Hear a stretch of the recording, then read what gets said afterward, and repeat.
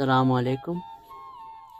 দেশের একজন নাগরিক 20 থেকে 25 বছর চাকরি করার পর পেনশন পায়, আর দেশের একজন প্রবাসী নাগরিক 20 থেকে 25 বছর প্রবাস করার পর টেনশন পায় যে জীবনে এতটা বছর কি করলাম, দেশে ফিরেও কোনো সফলতা হয় না।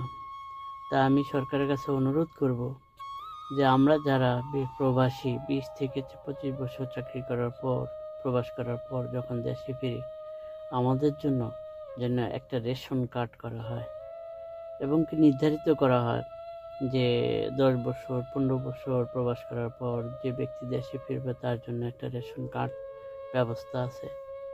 তাহলে আমরা কিছুটা হলেও টেনশন মুক্ত হব।